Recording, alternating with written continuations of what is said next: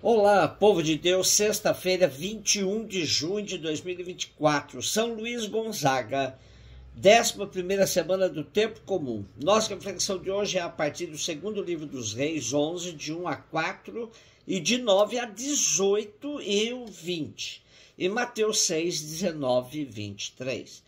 Naqueles dias, quando Atália, mãe de Ocosias, soube que o filho estava morto, pôs-se a exterminar toda a família real.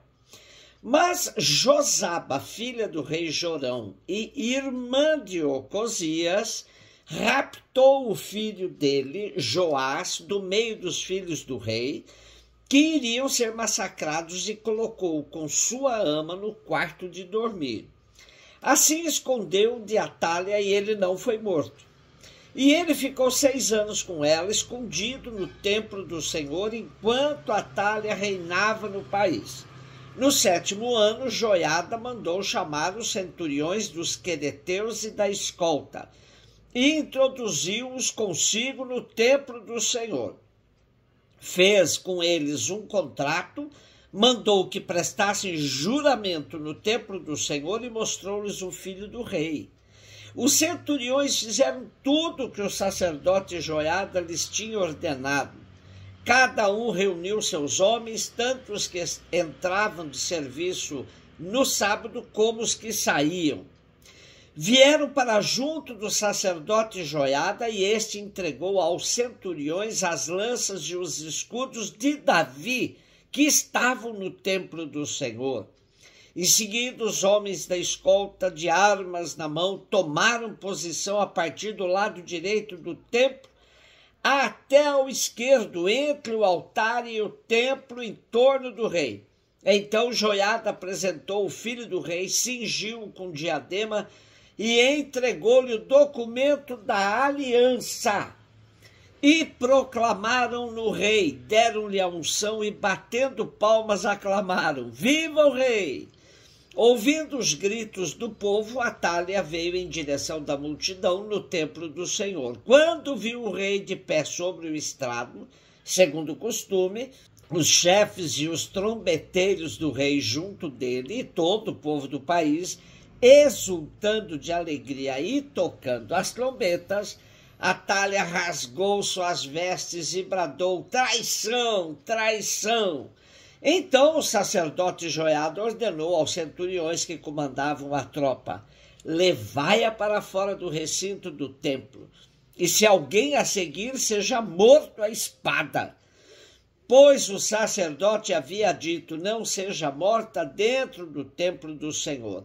Agarraram-na e levaram-na aos empurrões pelo caminho da Porta dos Cavalos até ao palácio, e ali foi morta. Em seguida, Joiada fez uma aliança entre o Senhor, o rei e o povo, pela qual este se comprometia a ser o povo do Senhor. Fez também uma aliança entre o rei e o povo. Todo o povo do país dirigiu-se depois ao templo de Baal e demoliu-o. Destruíram totalmente altares, imagens, e mataram Matã, sacerdote de Baal, diante dos altares.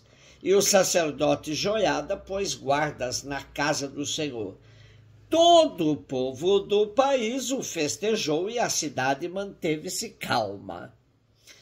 A narrativa de hoje tem a função de mostrar que a dinastia de Davi, apesar de ter conhecido uma interrupção passando para as mãos de uma mulher, Atália, filha de Acabe e Jezabel, voltou logo para as mãos de um autêntico descendente de Davi, graças à manobra de outra mulher, Josaba, em conluio com o sacerdote da época, Joiada. Assim, a dinastia davídica é restaurada e a filha de Jezabel, Atália, é assassinada, depois de perceber que sua manobra para matar todos da linhagem de Davi tinha sido frustrada por outra mulher de sua casa. A destruição do templo dedicado a Baal, assim como seu sacerdote, põe fim à idolatria introduzida em Judá, assim como Jeú o fez em Israel. a volta do trono a um legítimo descendente de Davi, Joás, é festejada por todo o povo.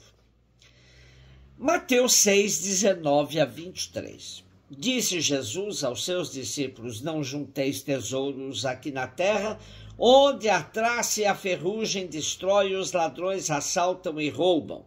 Ao contrário, juntai para vós tesouros no céu, onde nem a traça nem a ferrugem destrói, nem os ladrões assaltam e roubam, porque onde está o teu tesouro, aí estará também o teu coração.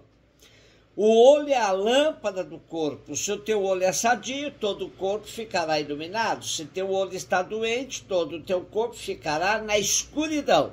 Ora, se a luz que existe em ti é escuridão, como será grande a escuridão? Onde está o teu tesouro, aí estará também o teu coração. Estamos no contexto do Sermão da Montanha. Jesus continua instruindo seus discípulos e a multidão que o cerca. A chamada de atenção de Jesus para que não acumulemos bens na terra tem valor de alcance universal e atemporal.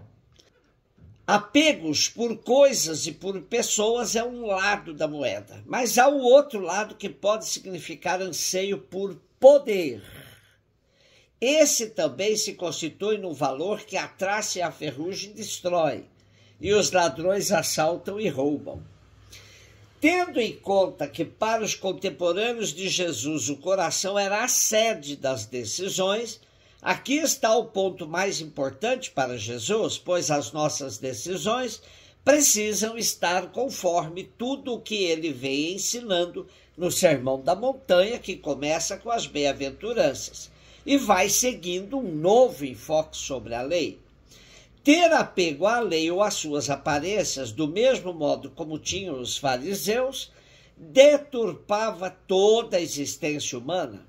Eles faziam da lei o seu tesouro e isto servia para excluir dos seus relacionamentos todos os que eles julgavam fora da sua interpretação da lei. Mas Jesus chama também a atenção para a precariedade dos tesouros da terra, pois estão sujeitos ao roubo ou à deterioração do tempo. Os valores duradouros são aqueles que desde o princípio desse discurso Jesus começou a descrever nas bem-aventuranças. Nesse discurso, Jesus também vai orientando-nos a internalizar a lei, a vencer os maus impulsos, a testemunhar a verdade, a vencer a tendência à violência, enfim, a amar como o Pai ama, ser perfeito como o Pai Celeste é perfeito. Para acumular tesouros no céu, Jesus também indica que nossa justiça deve superar a justiça dos fariseus e dos mestres da lei, que se aprisionam em prescrições externas, mal vividas e hipocritamente levadas adiante. A purificação do coração também acompanha a dos olhos, pois são a lâmpada do corpo, porque nos permitem ver e discernir os valores que temos de cultivar.